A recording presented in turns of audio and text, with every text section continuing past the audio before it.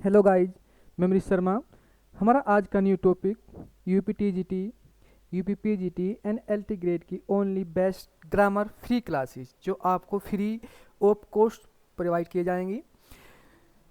Channel name HGR को आपको search करना है, इसको लाइक शेयर और सब्सक्राइब करना है। और हमारे जो भी हम आपको LT ग्रेड, TGT, PGT की जो आपको इंग्लिश ग्रामर की बेस्ट क्लासेज आपके सामने प्रस्तुत करेंगे वो फ्री ऑफ कॉस्ट होगी। आपको केवल इतना करना है, हमारे चैनल को लाइक शेयर और सब्सक्राइब करना है ताकि हमारा मोटिवेशन बना रहे। तो गाइज स्टार्ट करते हैं टुडे टॉपिक। आज का हमारा टॉपिक रहेगा active and passive.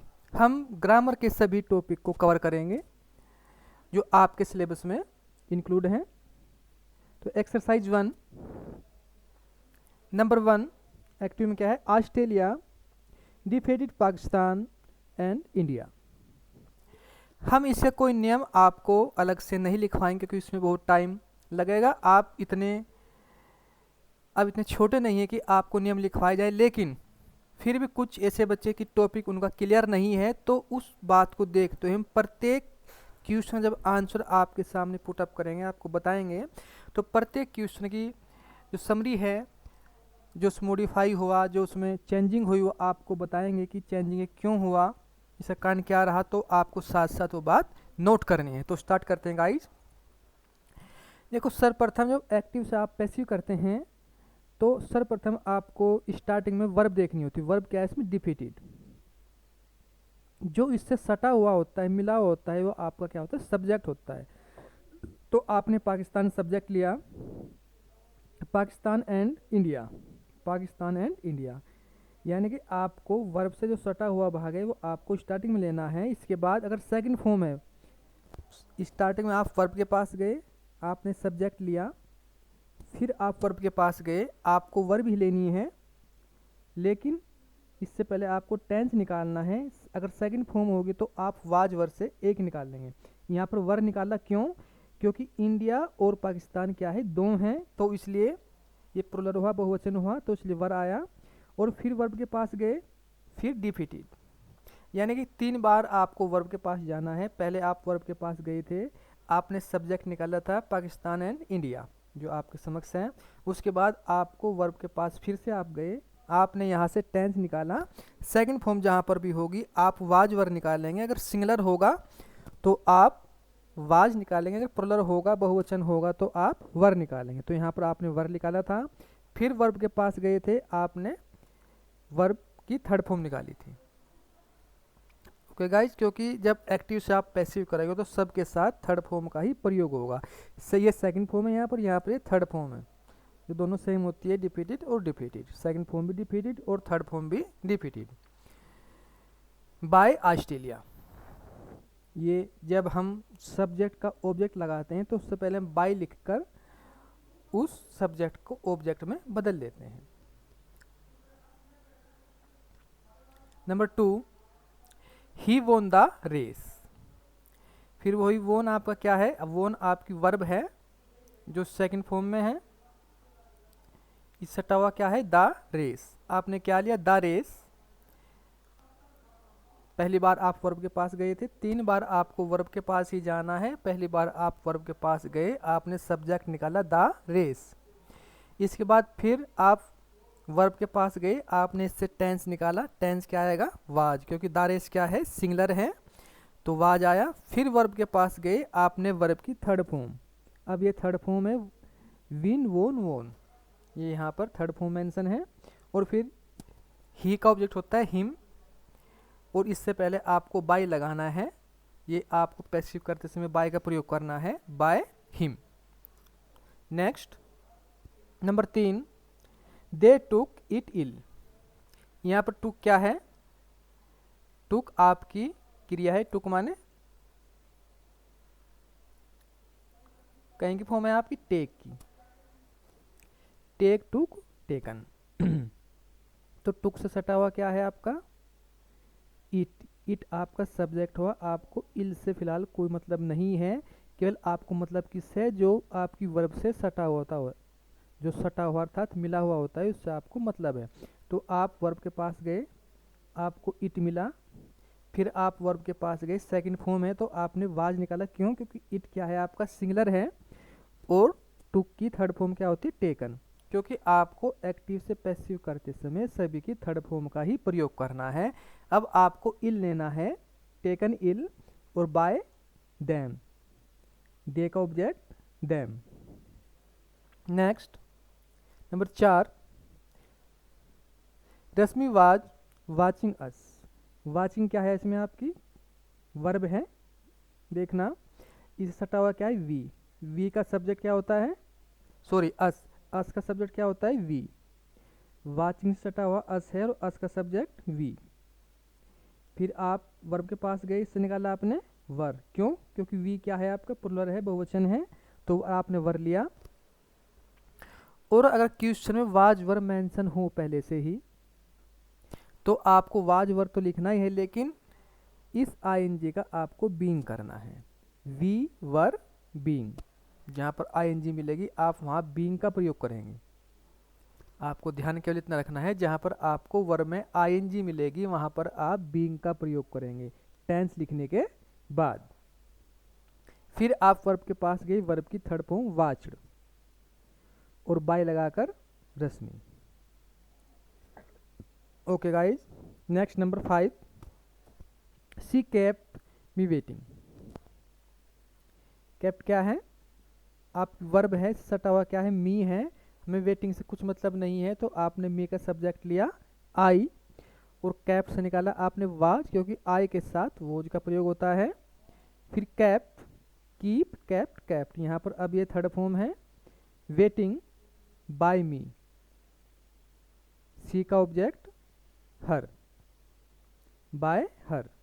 I was kept waiting bye her. Next number 6, he cheats very director. Every director, तो ही चीट्स एवरी डायरेक्टर्स। तो ये चीट्स आपकी क्या है? इस वर्ब है, सटा हुआ क्या है? Every directors. तो एवरी डायरेक्टर्स, इसमें क्या है? अगर फर्स्ट फॉर्म हो या उसमें एस या एस लगा हो फर्स्ट फॉर्म में, तो यहाँ पर क्या है? एस लगा है, तो आपको इज एम आर में से एक लेना है। अगर आपका सब्जेक्ट सिंगुलर है तो आप इज लेंगे। ये डायरेक्टर इज चीटेड। अब इसमें ईडी का प्रयोग होगा थर्ड फॉर्म, और हिम या by him. Next 7, Amitabh Bachchan screened an emotional role. तो स्क्रीन क्या है? आपकी वर्ब है, सटा हुआ क्या है? An emotional role. An emotional role आपका सब्जेक्ट हुआ। स्क्रीन सेकंड फॉर्म है, तो आपने इससे वाज निकाला, क्योंकि एन इमोशनल रोल क्या है आपका? सिंगुलर है, तो वाज निकाला। फिर स्क्रीन की third form, screen form same है, लेकिन ये यहाँ पर थर्ड फॉर्म है, by Amitabh Bachchan. Next 8, everyone respect Gandhi ji. Respect क्या है? आपकी वर्ब है, इस सटा हुआ क्या है? गांधी जी। तो गांधी जी आपका क्या हुआ? सब्जेक्ट हुआ गांधी जी। अगर फर्स्ट फॉर्म होती तो भी आपको इज एम आर निकालना था। फर्स्ट फॉर्म में एस या ई एस हो तो भी आपको इज एम आर निकालना है। यहाँ पर रिक्वेस्ट में, रिस्पेक्ट में एस लगा हुआ है, तो आपने क्या निकाला? इज निकाला, respected. Gandhi ji is respected. Everyone हो, एनीवन हो, ये आपको छोड़ने होते गाइस। यहाँ पर केवल लास्ट में वर्ब तक ही कंप्लीट होगा। आपको एवरीवन, एनीवन ये छोड़ने हैं, इनको लिखना नहीं है। Number 9, Shobha discussed this matter.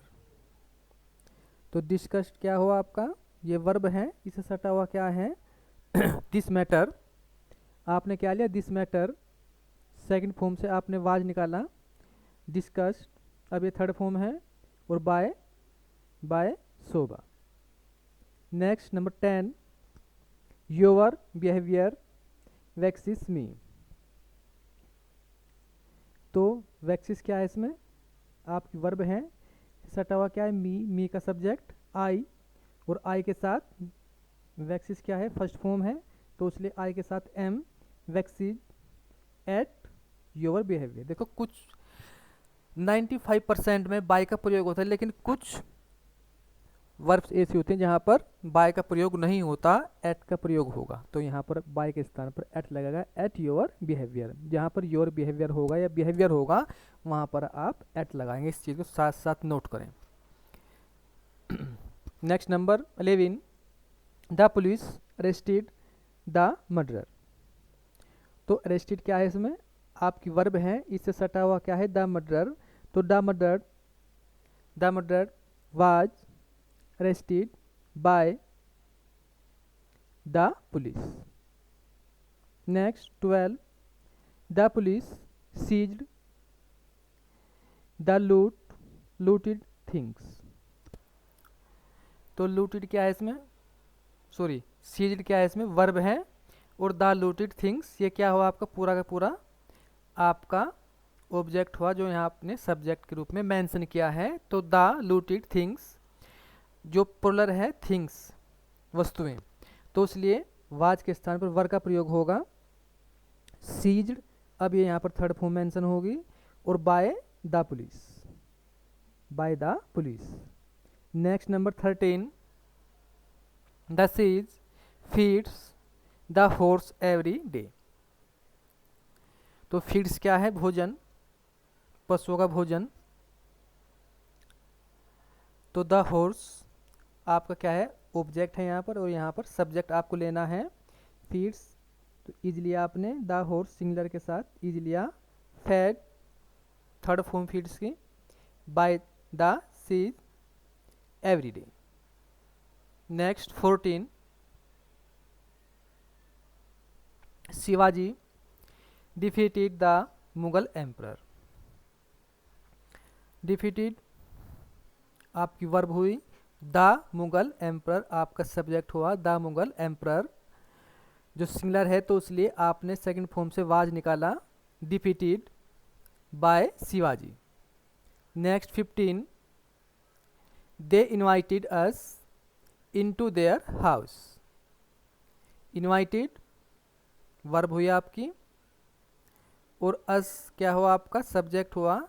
इससे इनटू देयर हाउस से आपको कुछ मतलब नहीं है, जो इससे सटा हुआ होगा उससे ही आपको मतलब है। इसका आपने अस का क्या लिया, सब्जेक्ट क्या लिया, वी लिया, और वी आपका क्या है, प्लुरल है, बहुवचन है, तो आपने वर लिया, वी वर इनवाइटेड। अब ये थर्ड फॉर्म है यहाँ पर, बाय दे का ऑब्जेक्ट डैम, और इनटू देयर हाउस जो बाद में छूट गया वो बाद का बाद में, जो बाद में आपने छोड़ा था वो बाद का बाद में रहेगा गाइज।